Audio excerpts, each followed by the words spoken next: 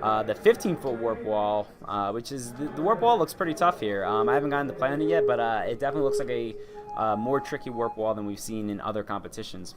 Yeah, and it's got a nice curve on it. Typically, you see kind of the top of the warped wall just gets straight. This is a nice curved warped wall.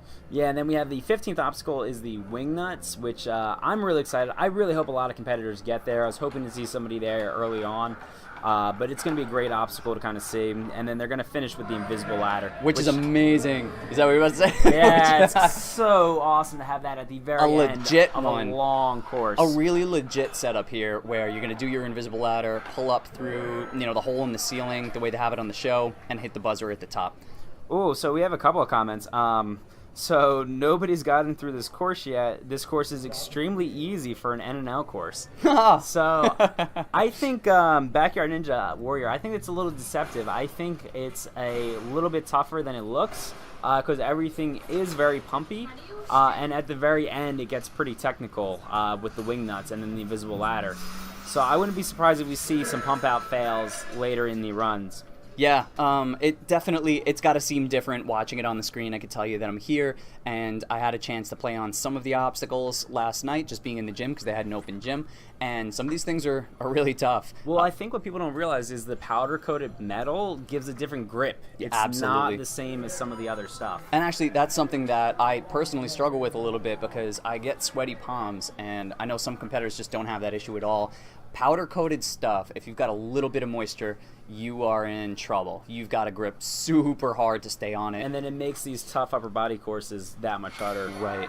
Wow, so nice jump. We're finally seeing that reverse technique. Danielle from the comments earlier said that she preferred that method, and it looks like it's really beneficial.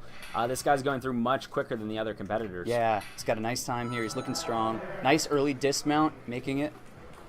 So now, I don't believe we've had anybody clear this obstacle yet. He's got to make his way through the monkey bars. Yeah, that first competitor got here, and he ended up going out on the transfer, which I actually noticed when Danny was going through.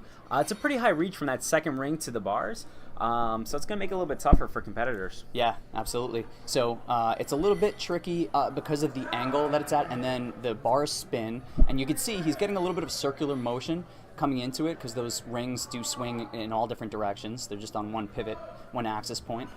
But he's making his way through. He's doing matching technique. So this guy goes by the name JMan, and his background's actually in wrestling, OCR, and football. Interesting to see a football player here and doing pretty well on the upper body stuff. Yeah, you can see as we zoom up, he's got some girth in his arms. He looks like a strong dude.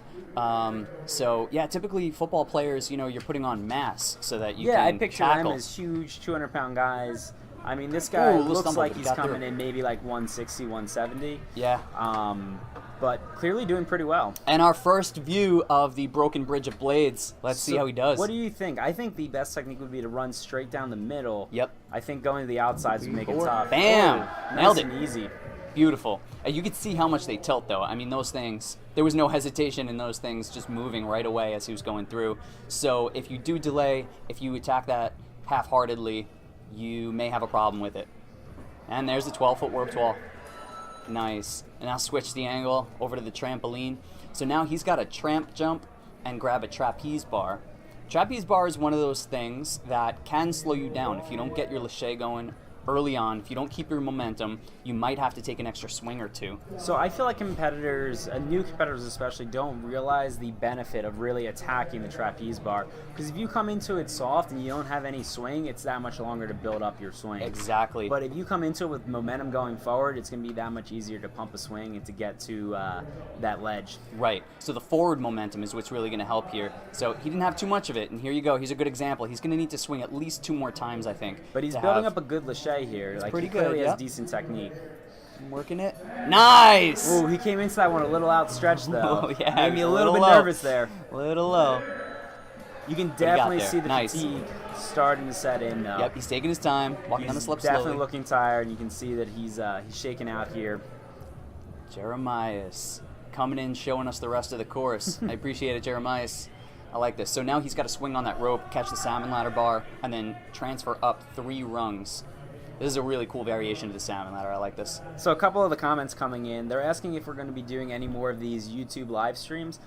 We would hope to. We don't have the equipment yet for the National Ninja League, but it might be something we're looking to invest in the future. So if you guys do like it, make sure to hit the like button, hit the subscribe button, and tell us that you want to see more of these. Because if you want to see more, we're definitely going to do what we can to get more for you guys. Yeah, and this is fun. I'd love to do it if you guys enjoy it. Let us know. So here he goes. He's taking a rest, and he's ready to go. Ooh. Yeah, definitely you can see he's gassed by, his arms are pretty straight going into it. You can tell, like, he's not going up with somebody that has a lot of gas left in the tank. Right. He was measuring again on each transfer up to evaluate how much pressure he had to give for the next one. Yeah, he was taking his time. So now here's a big tramp jump. Speaking of time, though, his time's ticking down. It looks like he's only got about 20 seconds left, and there's still a lot of obstacles left. There is a lot. He's not going to be able to make it through this course. Nope. Hopefully he can push through and get through this last obstacle so he can have a better placement. But just not going to be quick enough today. That's right. But at least we get to see this obstacle. Once again, I love being able to see how people are going to approach different obstacles. Let's see the transfer coming up here to the second set of rings. He's got to go over that hump. 2 humps in the beginning. Oh, and he's out of time. But that was a solid run. Good job from Jeremias. My first time seeing him on a course. Yeah, the JMan representing pretty well for the wrestlers and the football players out there. Yeah, and coming out strong just as a ninja competitor. Typically, it takes a little bit of time for people to ramp up new ninjas to the community. Typically, you need a little bit of time to get used to courses. This guy is doing really well in his first show.